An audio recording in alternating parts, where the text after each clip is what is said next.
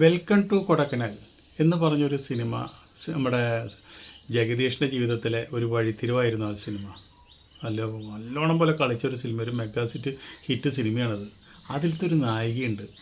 ആ നായിക നമ്മുടെ ഈ കുറേ ദിവസങ്ങളായിട്ട് പിന്നെ ആ നായികനെ കാണാനില്ല. കുറേ പടങ്ങളിൽ അഭിനയിച്ചു, നല്ല പേര് പ്രശസ്തി എടുത്ത നടിയാണ്. അതുപോലെ തന്നെ പ്രശസ്ത നടി KR സാവിത്രിയുടെ മകളാണ്.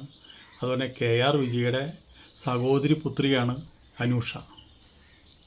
അപ്പോൾ ആ അനൂഷ കുറേ സിനിമകളിൽ അഭിനയിച്ച, പിന്നെ കുറച്ച് നാളായപ്പോൾ സിനിമകളൊന്നുമില്ല, അനൂഷേനെയും കാണാനില്ല.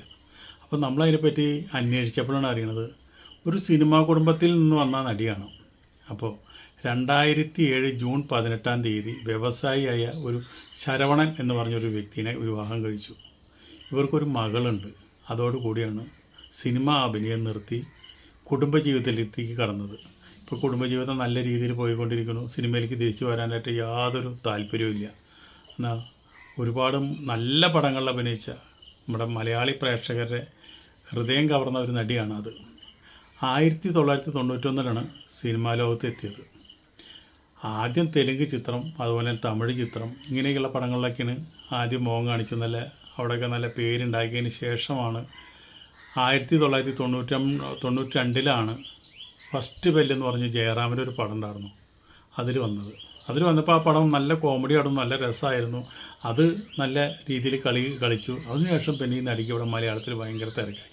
പിന്നെ തമിഴും തെലുങ്കിലൊന്നും പോകാനായിട്ട് സമയമില്ലാണ്ടായി. അങ്ങനെ ഇവിടെ കേരളത്തിൽ ഒരുപാട് സിനിമകളൊക്കെ ആയിട്ട് നടന്നു. ഒരു തലക്കനമില്ല, അതുപോലെ തന്നെ അഹങ്കാരമില്ല, അതുപോലെ കഴിവറ്റൊരു കലാകാരിയാണ്. അതുപോലെ തന്നെ മലയാളത്തിൽ നിന്ന് നമുക്കിപ്പോൾ ആ ഒരു നടീനെ മലയാളത്തിൽ നമുക്ക് നഷ്ടപ്പെട്ടു.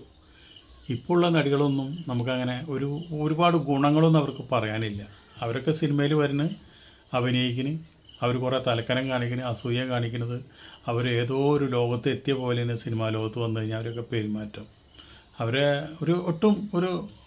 നമുക്കൊരു ഇഷ്ടപ്പെട്ട രീതിയിലുള്ള ഒരു പെരുമാറ്റമൊന്നും ഒരു നടികളായി ഇന്ന് ഇപ്പോൾ കാണാനില്ല.